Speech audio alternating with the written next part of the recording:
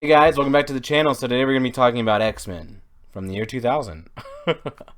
This movie helped kick off the current culture that we live in with superhero movies and superhero fandom as a whole.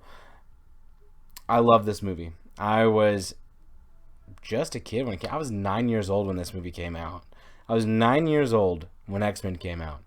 I remember going into the theater with my grandmother, my grandma, and my little brother, and we went. And as we were walking down the hallway to go see a different movie, it might have been like Batman and Robin or something. I don't really know. But we were walking down the hallway to go see a different movie altogether, and there was a poster for X-Men. It says the evolution begins, right? And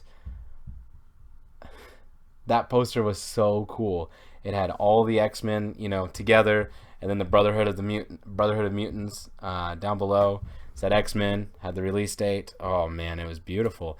And then the bigger the hype got, the more banners that would come down, the streamers that would come down by the concession stand, and they just line the concession stand. You'd have Wolverine, Cyclops, Storm, Jean Grey. Oh man, it was such an experience for me. It had left such an impression, clearly. I even remember getting the VHS when when it came out, and going to Walmart and being so excited for this movie. One of the first posters also was it was just like the X doors were opening like maybe about like this much, and you could just see everybody, looking down. Like everybody was just coming up to you. Wolverine's claws, Cyclops' visor, Professor X. It was, oh man, such a great hype for this movie.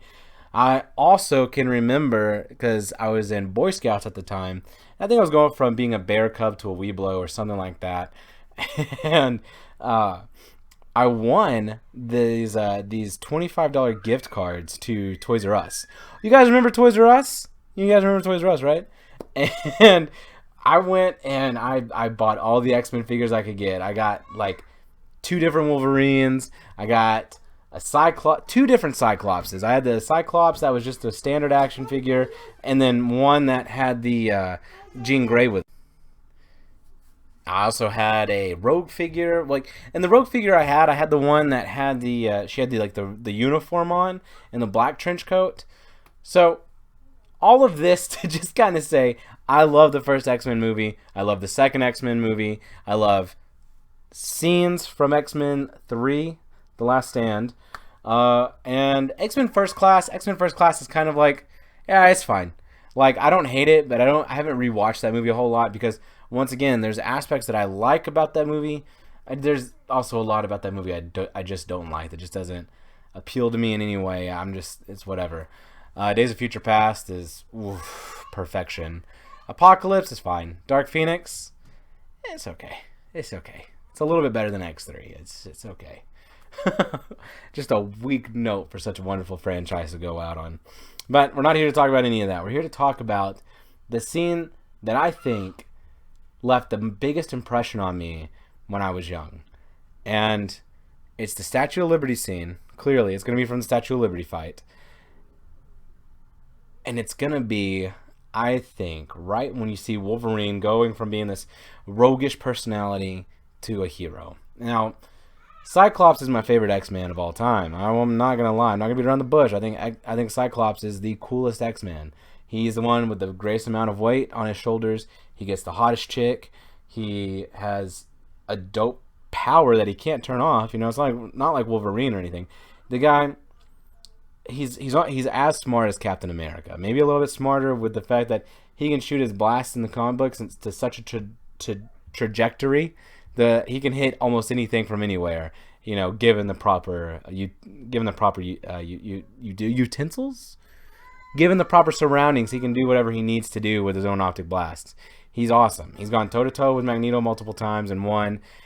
He's kept hotheads like Wolverine and Angel and other wonderful personalities, in check.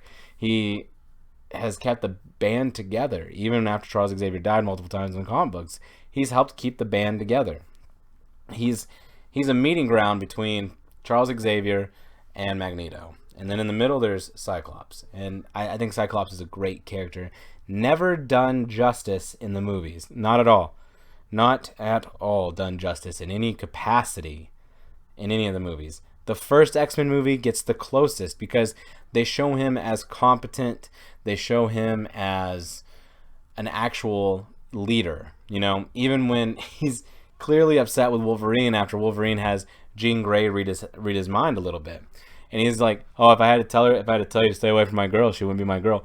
And he just kind of turns around and is just like, "You know what? Just for kicks and gigs, stay away from my girl." Like, it's just kind of one of those it's just kind of one of those things where it's just like, "Yeah, bro. I'll go ahead and say it. Screw it. Yeah, man. What's the worst that could happen? What? You just sit there and continue to look like an idiot? Yeah. Stay away from my girl."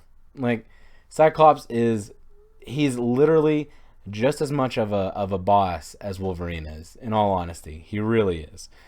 But when you get to the Statue of Liberty fight, the whole and I don't know if, you know, him getting his taser his visor taken off is the equivalent to Wolverine getting kicked in the balls. But when he gets that taken off, he makes that bad judgment call of, "Hey, Storm, shoot him, you know, bolt him, shock him, whatever, you know." And it's kind of like, well, okay, really? Come on, you're smarter than that, Scott. But I think it was honestly just because he was angry that the team just got taken out so quickly, and then his visor got taken off, you know, and he's just frustrated.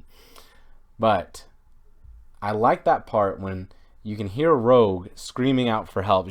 And what's wonderful about that is, like, everything's so grounded, and the X-Men are so they're so incapacitated. They are so unable to help. Like, they can't do anything for Rogue. She's stuck.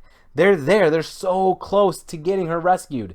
They are so close to completing their mission, only to have Magneto come in and be the villain that he is and throw them all up against the wall and you know, chain them up. Then, you know, Wolverine, he has that moment where he's just done. He's just so mad. He's in this dopey uniform that he thinks is dopey, and he's just like, "You know what?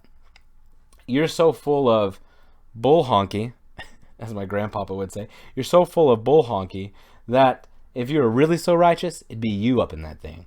I love that line, and I love because that scene when Magneto's given the exposition and he's talking to the X-Men, he's kind of gloating. It's that typical villain trope that you see in movies. And Wolverine he's the audience, you know, because he's not putting up with the monologuing. He's not putting up with any of that. He's just going to call the guy out for what he is. He is a crock of crap. He's useless, you know? Like, he's an idiot. He's a trash-talking loser. And that's what Magneto is to Wolverine. And he cheats because Wolverine's bones are, you know, metal. His claws are metal. We got that really cool scene on the train where Magneto's just kind of playing with him and teasing with him before he throws him against the wall. I think that's also another great scene. But Wolverine then becomes like he becomes the hero. You know, he becomes the hero and he saves the day. He saves the day in the sense that he saves the girl that's helped him realize that he doesn't need to constantly be a brooding jerk. He doesn't need to constantly be this guy who, you know, just wants to get into fights and everything. This girl helped bring him out of all that and made his world larger from a me perspective to a we perspective.